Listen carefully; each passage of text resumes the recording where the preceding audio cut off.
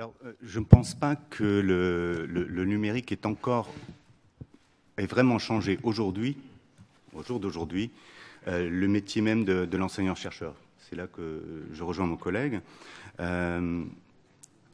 Pour qu'il y ait un changement en profondeur d'un métier, il faut un certain nombre de facteurs qui se rejoignent à un moment donné.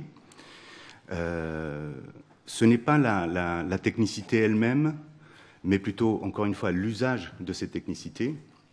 Là, je rejoindrai peut-être Bernard Stiegler sur la notion de techné et praxis, mais je ne veux pas rentrer là-dedans, ne vous inquiétez pas. Les étudiants et les enseignants ont un niveau de technicité déjà bien élevé, en fait. Chacun d'entre nous, et je le vois déjà dans la salle, on peut travailler à distance, on peut travailler dans différents lieux, on peut se documenter, s'informer, continuer un dossier qu'on a commencé au bureau ou à répondre à des messages. Les étudiants le font aussi, et ça de manière synchrone ou asynchrone d'ailleurs. Mais le troisième facteur important, c'est qu'il y ait une facilitation par les universités elles-mêmes. Pour l'instant, la manière dont est évalué un enseignant-chercheur, parce qu'il ne faut pas oublier qu'il est enseignant et chercheur, ne lui permet pas de faire cette transition. Là, bon, il va falloir parler de réforme, mais c'est peut-être pas le moment. Ce qui fait que, pour l'instant, l'enseignement lui-même, donc la mission elle-même, la transmission se fait encore, tant qu'on n'est pas rentré dans cette ère, elle se fait encore de manière verticale. Et ça crée ce que les psychologues appellent une dissonance, puisque les enseignants, comme les étudiants, ont leurs habitudes, ont leurs pratiques. Le besoin est là, on a envie d'autre chose, mais pour l'instant, on ne peut pas se le permettre. On pourra apporter toute la technique qu'on veut, tant que on n'intégrera pas dans le génome, on va dire, des missions des enseignants, il n'y aura pas de modification. Alors, ça commence à venir, parce qu'évidemment, il y a un certain nombre d'enseignants qui ont commencé à innover d'un point de vue pédagogique, peut-être sous la pression justement de cette dissonance qui apparaît entre leur pratique et ce qu'on leur demande de faire, d'une certaine manière.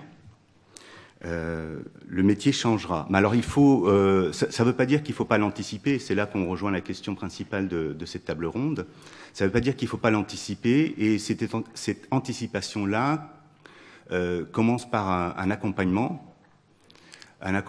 qui s'attache à proposer, pour l'instant en tout cas, à proposer des outils et des services numériques qui vont permettre le changement, et à les proposer, quelle que soit la pédagogie qu'emploie l'enseignant. Et là, on retrouve à peu près 3 catégories d'enseignants. Il y a ceux qui ne s'en servent pas du tout, évidemment.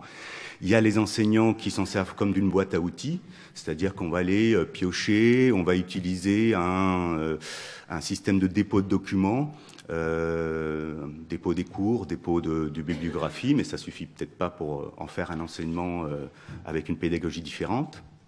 Ça change pas grand-chose, c'est plus pratique que les photocopies, mais ça change pas grand-chose à la pédagogie elle-même.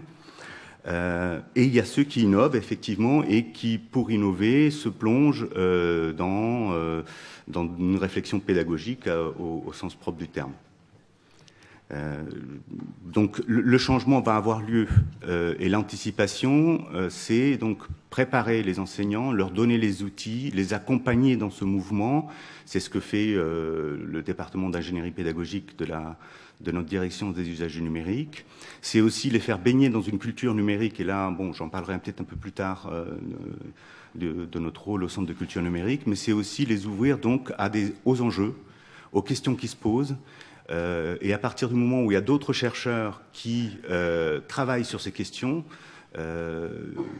si on les fait se croiser, et c'est ce qui est également fait à la Dune, c'est créer un réseau d'enseignants avec des enseignants pilotes qui vont disséminer autour d'eux des nouvelles pratiques.